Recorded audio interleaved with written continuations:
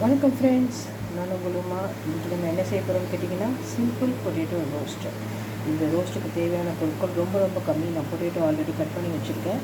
இது Kashmiri chilli powder வீட்டிலே அரைச்சது, மஞ்சள் தூள் வீட்டில் அரைச்சது, கரம் மசாலா நானே வீட்டில் செஞ்சது, இது வந்து பிங்க் சால்ட். சரிங்களா? இதுக்கு தேவையான பொருட்கள் இவ்வளோ தான்.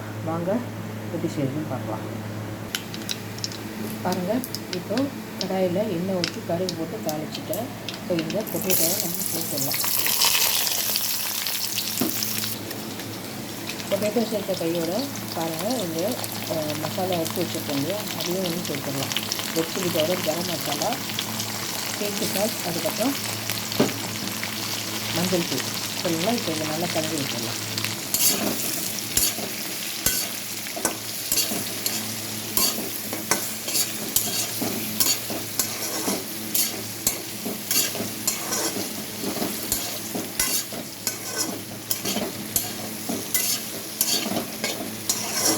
இது நம்ம தண்ணி ஊற்ற போகிறது கிடையாது. இப்போ நம்ம இதை க்ளோஸ் பண்ணி வச்சுருக்கிறோம். இந்த ஆவிலேயே இந்த பொட்டேட்டோ நல்லா ரோஸ்ட் ஆகிடும். சரிங்களா? தண்ணி ஊற்ற வேண்டிய அவசியம் கிடையாது. தண்ணி ஊற்றினா உங்களுக்கு அந்த பொட்டேட்டோ நல்லா மசிஞ்சு இந்த மாதிரி பீசஸ் எல்லாமே தெரியாது.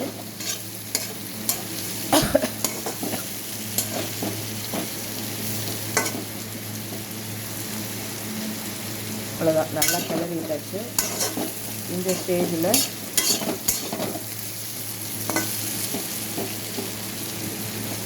இதை நல்லா க்ளோஸ் பண்ணி வச்சிடலாம். ஓகேங்களா?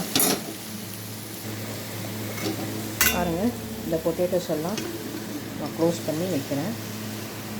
10 நிமிஷத்தில் எல்லா பொட்டேட்டோஸும் சூப்பராக வெந்துடும். நடுவில் ஒரு தடவை எடுத்து இது எல்லாத்தையுமே நம்ம கலந்து எடுத்துக்கலாம். சரிங்களா? பாருங்கள் ஃப்ரெண்ட்ஸ், இப்போ 5 நிமிஷம் ஆகிடுச்சு. 5 நிமிஷத்துக்கு அப்புறமா நான் இதை ஒரு தடவை நல்லா கிளறி விட்டுடுறேன். சரிங்களா? நல்லா கீழே இருந்து, எனக்கு கீழே இருக்க சைடு நல்லா ரோஸ்ட் ஆகிடும். ஸோ அது மேல் பக்கம் வர அளவுக்கு, மேலே இருக்கிறதுலாம் ரோஸ்ட் ஆகாது. அதனால் மேலே வர அளவுக்கு நல்லா கிளறி விட்டுடுங்க. கிளறி விட்டுட்டு திரும்பவும் மூடி வச்சுருங்க. ஓகேங்களா? இப்போவே பாருங்கள், தெரியுதுங்களா? இப்போவே நல்லா வெந்துச்சு பாருங்கள். இப்போ நான் திரும்பவும் க்ளோஸ் பண்ணி வைக்கிறேன். இன்னொரு 7 மினிட்ஸ். பாருங்கள் ஃப்ரெண்ட்ஸ், சூப்பராக ரெடி ஆகிடுச்சு பொட்டேட்டோ ரோஸ்ட். ரொம்ப சிம்பிள் ரோஸ்ட். நீங்களே பார்த்துருப்பீங்க. இன்க்ரீடியன்ஸ் ரொம்ப ரொம்ப கம்மி தான். இது யார் வேணாலும் செய்யலாம். ஈவன் குழந்தைங்க கூட செய்யலாம். ஸ்கூல் கோயிங் கிட்ஸு, ஒரு 4வது 5வது படிக்கிற குழந்தைங்க கூட செஞ்சிடலாம்.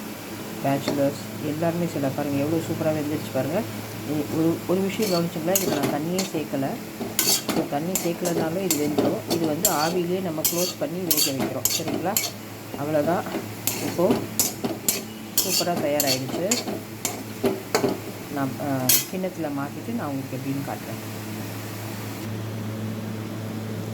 கோல்டன் ஃப்ரைட் பொட்டேட்டோஸ் சிம்பிள் மெத்தடில் இன்றைக்கி நான் உங்களுக்கு பண்ணி காமிச்சிருக்கேன். நீங்களும் இதே மாதிரி ட்ரை பண்ணி பாருங்கள். பிடிச்சிருந்தா உமா சமையல் ப்ளீஸ் சப்ஸ்கிரைப் பண்ணுங்கள். உங்கள் உமா சைன் ஆஃப்.